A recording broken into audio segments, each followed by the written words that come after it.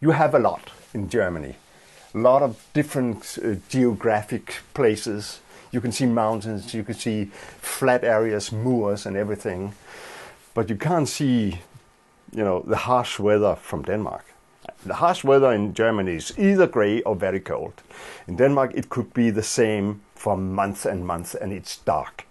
So this is the dark side of you in many aspects. You're seeing in the Scandinavians, the ones who were sitting down there for decades in the winter times by the fire, telling each other stories, right? Meanwhile, you down there were cultural in quite another way. I mean, big composers, big artists in many ways. We just sat down there, and told these other stories. Inherited perhaps from, the sagas of Iceland or something like that. And maybe you feel some specific inner self in looking upon that. It's a part of your past to look upon the Scandinavians. But at the same time, we are quite sophisticated in culture, in social system, in the way we behave to each other and to the surroundings. And we are humorous here in Denmark in many ways. I mean, you are too in German, but only in private. We are humorous also when we are attending politicians and, a little lack of respect. I guess you like that in Germany, to see that. Really? So that's the things we are symbolizing for the Germans, I guess. What you really like to do in daily life according to your bosses and to your dumb children. And at the same time, having a little laugh and seeing a people like the Scandinavians so close connected to you. Making fun about crime stories and the realities of crime in Denmark and in Scandinavia is, colorful in many ways.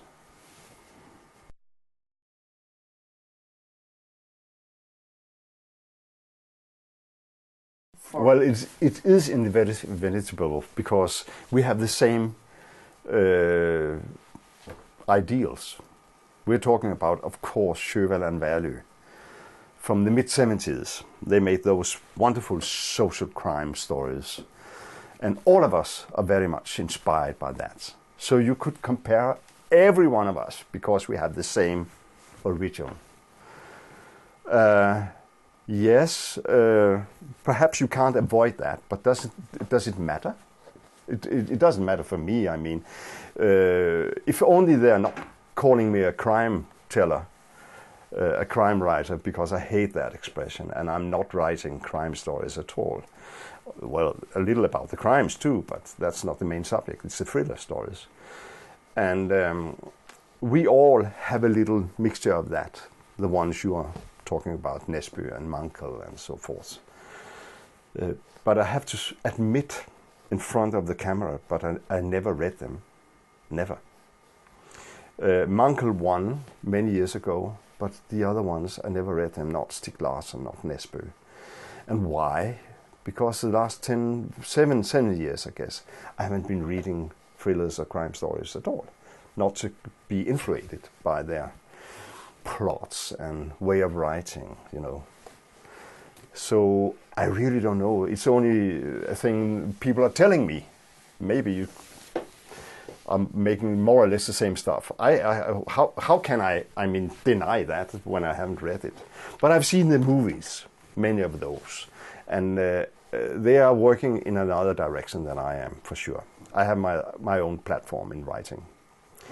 And of course, I skimmed a little. I peeped in the books and saw here and there that they are trying to express themselves in quite another way than I am. And I guess that I'm closer to movies than most of them. So therefore, I guess I'm tricking the minds of my readers in making their own imagination about what they are seeing actually. And that's funny because if it's vivid in the minds of the readers, then they are making a lot of different pictures in the stories, asking them what does Karl Marx look like? I mean, that's funny. That's funny. I've seen it, you know, like the 1 meter and 50 and until 2 meter and 10. Everything will do. Not sexy, very sexy. Great, because I don't describe it so carefully. And the other guys, as far as I can see peeping, they are describing a little more carefully. So I'm giving the reader a little more air to imagine for themselves, to make their fantasy arise.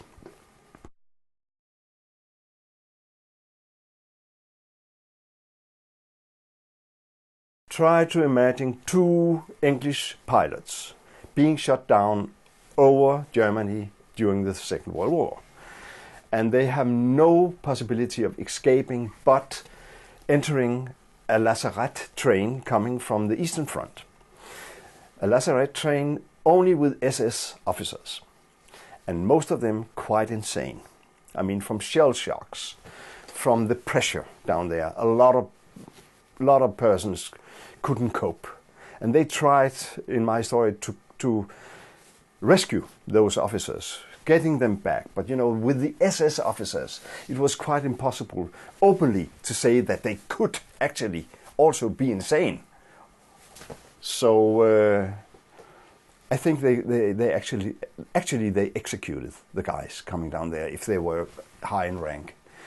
But in my story, they are using the very first sort of psychopharmaca to try to get them back to the standard where you could send them back to the Eastern Front and being killed in a proper way.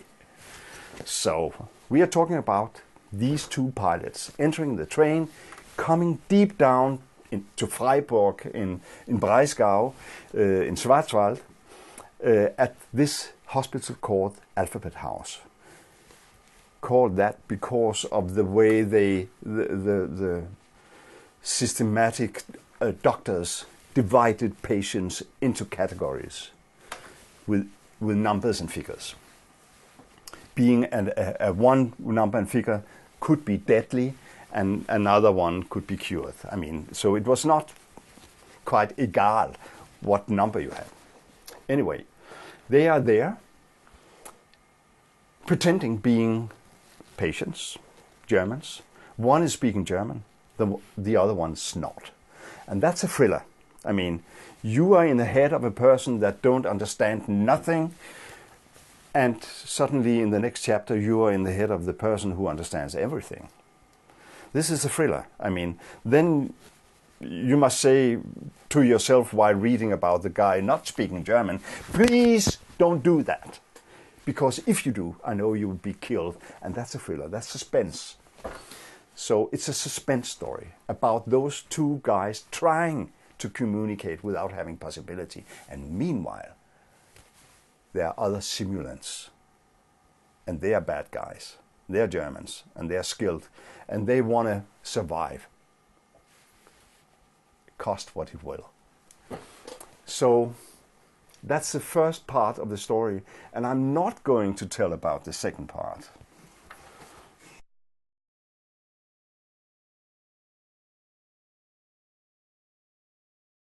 When my father, originally he was a common doctor, but when I was 5 years old, he became a psychiatrist, and he had a very, very fast coming up in the system.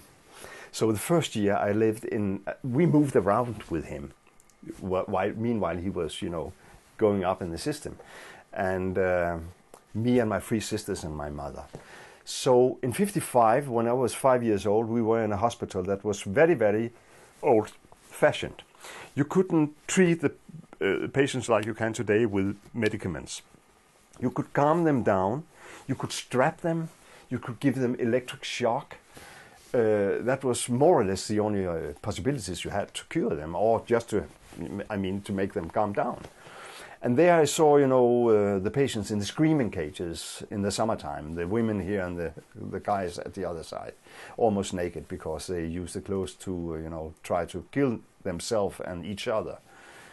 And my father, he was a wise guy. He learned me that you have to realize, you see, that these persons once maybe were quite normal, but for many reasons could be, physical, but also from the society, they turned a little else. So it's my task to make them better. So I looked upon them as poor ones. And I wasn't afraid of them, you know. I kept a distance from the cage so they couldn't spit on me. But anyway, I was afraid of the doctors and the system of the doctors and the power of the doctors. I mean, with all the tools, the rubber gloves, you know, the rubber things, the stethoscopes, the mirrors and everything, you know, bald-headed, many of them, drinking raw eggs to be healthy. It was quite scary. The year after, we moved to another hospital here at Zealand. And it was called St. Hans. And their psychopharmaca suddenly was a reality. And the patient calmed down. You could near them, you could talk to them. They weren't coming close. They brought food to your home. And I met them, you know, and I understood as 6 years old the mixture between evil and good in a person. And how very, very easily every side of the person can be tricked. So I learned a lot from that period, and my father, he was so good. I mean, he not only allowed us to walk around as children during my whole childhood, there was another hospital after that, but also, you know, to bring some of the patients a little back to life because they had the possibility of meeting kids and standard life through us. That was good for them and good for us. I mean, I learned a lot about the system, about the misuse of power, about odd people. And it's a part of my life. I mean, I can't believe how my life could have been without this part. Many of my friends, they are not insane, but they are quite special. I mean, and I like special people.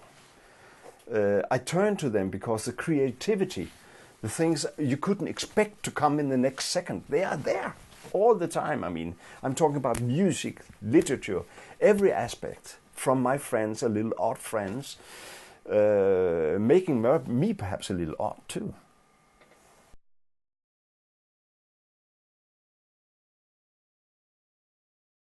Well, working time is whenever. I mean, it can be in 2 months or the next minute. I'm not talking about inspiration now. I'm talking about when it is, it is. And one day it can be 20 minutes, another day it can be 14 hours. You never know. And of course it's not very nice for my surroundings, especially when I'm getting that popular, because a lot of people are demanding a lot from me. And therefore I had a long break. So now I'm going back to my standard procedures. That means we are moving away for a period, working every day, and I mean every day, 4 or 5 hours, whatever it takes, sitting at this old computer here. This is a computer, a Dell computer from 1990. There's nothing on it except for WordPerfect 5.1. And that means I have a blue screen here. It's very blue with white letters. And on this blue screen, you have the possibility of sometimes imagining that this is a book. But normally it's not. It's just the writing as good as I can do it in the first take. And I know this is, perhaps it looks so silly, not a standard book. Today we have the problem with the word systems that within 10 seconds you believe that this is okay. I mean, the margins and everything is all right. Looks like a book. It is not. And I don't cheat myself doing this. And this is a part of my system. Later on I converted, naturally, several times, reflecting about what pictures did I make, and the last time converting to a PDF, reading as a reader, because you have the opportunity of reading in different ways if you do like that. Not only printing, but really discovering new things in your own text. And then of course I have here, this is the base of Sonderdetenat Q. Here you have all the persons. Here you have what is ever going to happen to Assad, Karl Merck, and the other ones. And here you have a lot of research. This is not this is not the computer I'm using for Googling. Sitting here is only writing. And this, I never use it. Never use it. I can do that in WordPerfect. I can use the tastature. Because if you're doing that, looking upon the cursor, you are away, you're gone. If you're very concentrated, you're gone from your text totally. Suddenly it's something different. It's technique. I mean, but not reflecting about it and only making, you know, the coach you must do. That's good for me. So the working method is take upon this hat for a few minutes. This is the hat of my very bright father. Like Gyro Gearloose in the Donald Duck stories, I'm getting a little wiser with that on and more concentrated. Then I'm leaving that, and then after that I'm taking on the headphones. Because without the headphones and the good music in my ears, I couldn't write simply. I don't know what it really is about it, but I think that listening to fantastic, well-composed music, fantastic, skilled musicians makes me rise a little higher in level in writing. I mean, I can't write on this level and they are that good, right? Then I have to start all over. And I do very often.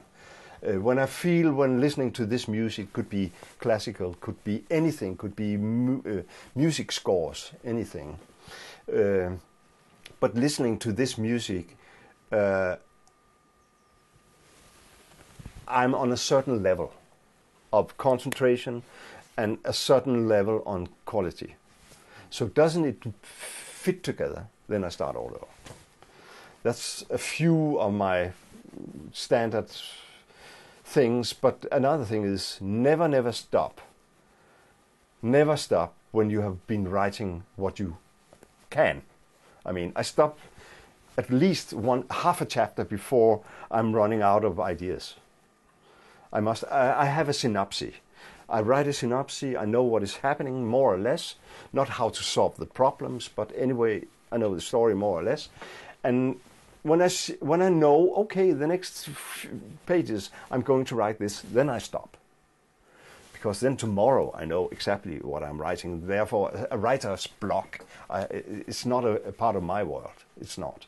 And even stopping in the middle of a sentence helps you a lot. You can always finish that, I mean, the next day. So I have a lot of methods, but I don't see it as routines. It's, you know, it's just a part of the whole writing tool.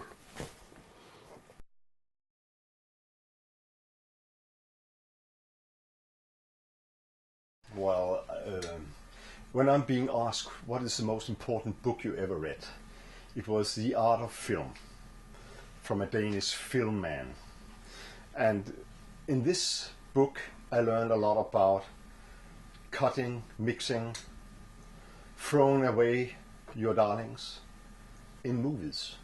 And because of that book I entered the studies of movies in the University of Copenhagen. So, and it was like a fairy tale for me. I mean, I went through the study within half the time that was necessary because I loved it so extremely and I longed for the new examinations. Well, it went very well. I had the opportunity of continuing this study, but that's not I. I mean, my father, he said, you've got so many talents in your life, you see. Do me the favor. Try all of them in your life, one by one. Then you will have a successful and happy life. And the best and most important of your talents is, of course, that you are so lucky. So don't fear anything. That was very nice of him. So I tried, you know, after movies in the peace movement and so forth. But in the meantime, you know, I had hobbies, very important hobbies, like this old guitar here from 1965. I bought it, standing DDT on it, Dirty Drummer Trousers. That was my first band, you know, painted by a good friend of mine. So music, and still, as you see here, I like to compose, I like to play a lot. And then, of course, there were the hobbies of the cartoons and the comics. And the comics, that's a story by itself. I mean, I just needed a place to live in, and they wanted me to sell something, and I hadn't anything, and I hadn't the time for selling. So I just put my own comics in the window. It was a success. I mean, within 3 months I had 4 employees. This was a very good timing in the world, you know. 1972. So it grew bigger and bigger, and therefore I had this comic shop all through my university period. Made me come through without having any debts. Comics, it was introduced by my father simply. He taped the sound of Snow White. No, it's not true. It was another story. And I bought comics as a kid. It was different comics, like, you know, like comics like this, where lots of stories are being told in 2 pages, and then it's continuing the week after in the next. Oh, the clever idea! I mean, in salesmen, but also I like very much, you know, like this illustrated classics. This is the Odyssey by Homer, and from that I learned everything about the big classics in the world, how to write them and how to read them. And I even learned a lot reading about the different authors and their backgrounds through these cartoons. Well, today, I mean, young kids, could they know such an amount of things about Homer when they were 7, 8 years old? I don't believe it. And of course, the most important of everything was Carl Barks. Carl Barks, the top Disney cartoonist. And this here, this is the very, very first issue of the very first Donald Duck in Denmark. It was published in the #1 in 1949. Lots of people would like to have this, I can assure you. And I have every Donald Duck that was published until 1985 or something like that. It meant a lot for me. I mean, Mr. Carl Barks, he never traveled in the whole lifetime. He wasn't in Venezuela, he wasn't in down south in Andes. But anyway, he researched so well. And I was amazed later on to find out that this was reality. It hasn't been there. So I thought by myself, okay, you can in fact write vividly with fantasy without being there. And with the Alphabet House, I tried to do it. I had been in Freiburg in 1957 when I was 7 years old. But that was a period ago, I must say, when I wrote it. So I started through reading and interviews. Whatever happened in the period, how does it look like, photos and so forth. No internet in the period, not really. But later on I realized, okay, maybe Carl Barks, he did it like that. But that was fairy tales. I have to do it a little more realistic. So I have to go down there in Schwarzwald and in Freiburg to see what it's like before I'm publishing this book. And do you know what? It was exactly like I had been writing it, except for the distances. They were even shorter or longer than I imagined. So it was like walking in your own nightmare, going through Freiburg the first time, very slowly in one street and very quickly in another. That was really strange, really strange. So I decided from that time on, this is the last time I haven't researched properly in front of writing.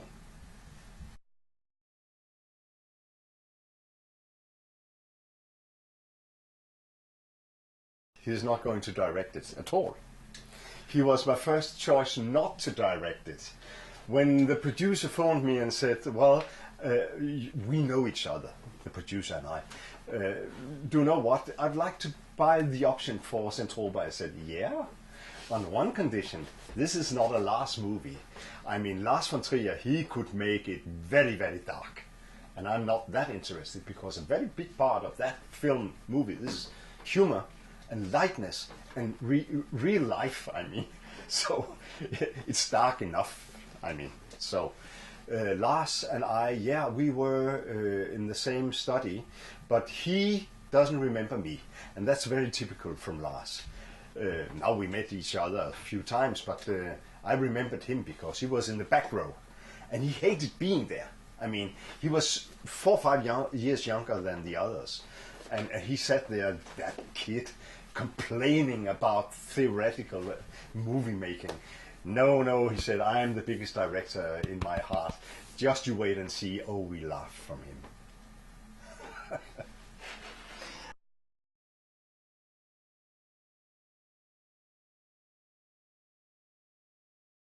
Well, you know what? That's their problem. From any label is something arriving.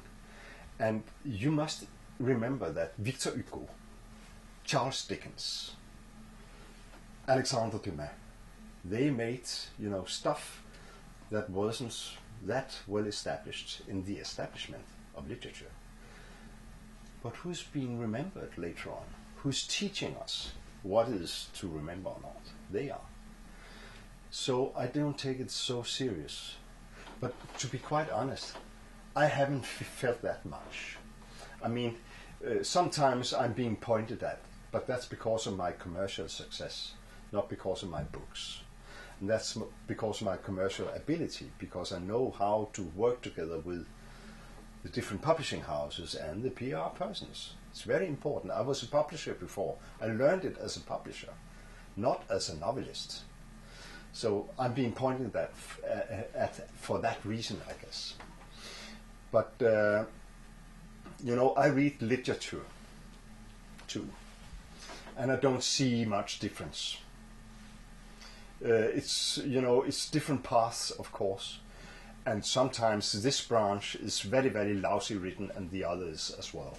So what's dividing us is, of course, that on this branch, much more is lousy written than on this branch. But that doesn't mean that the best on each branches couldn't live parallel. And they should. Because on one branch, the readers are learning how to read this branch. So let's stick together and let the money from this branch help this. The day they realize how important it is that we can work together, no matter which label we are having on our backs, that day literature will survive forever.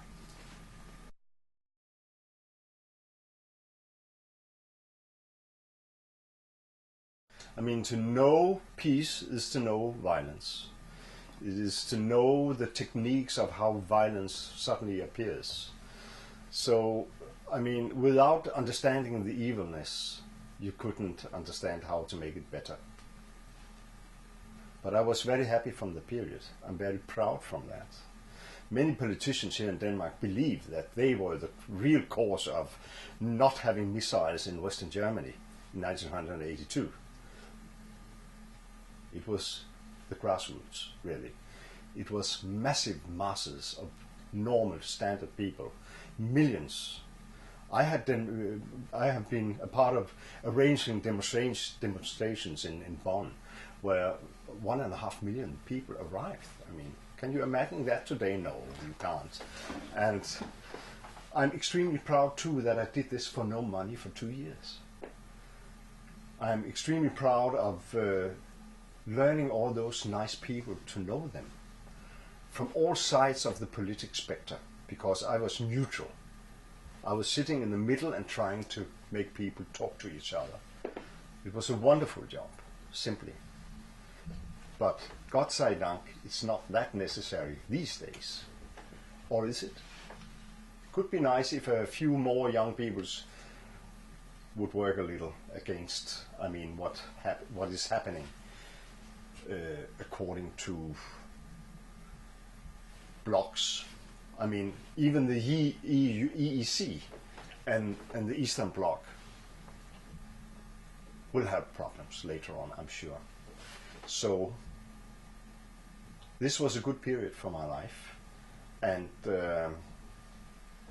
I would hope for anyone, any kid, that they one time in their lifetime could discover how wonderful it is to work together with other kids, just for peace.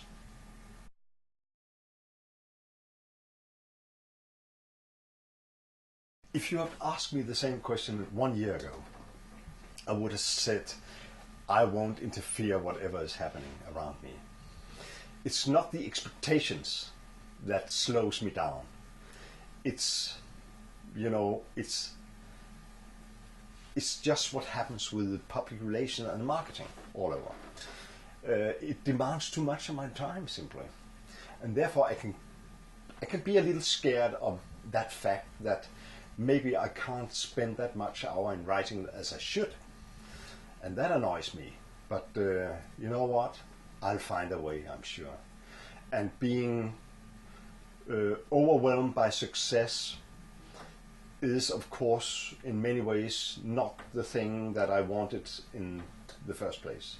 Because being an author for me was having time for things, you know, stuff, my son, my wife, my family, building. And what happened, well, I changed my life and I swapped my time for the success. And even though I know that many authors are longing for having success that I do, I must say, try to find the middle. I would have preferred that. But now it's like that. And, you know, I listen to the readers, how they feel about my stuff. And then I discuss a little with myself. Can they influence me now? Or is it only the synopsis I made a few years ago that should? So the mixture is giving me new energy, I must say. So instead of being scared of it, I'm perhaps being a little tempted, but to walk in a slight other direction that I meant to originally. So it's okay.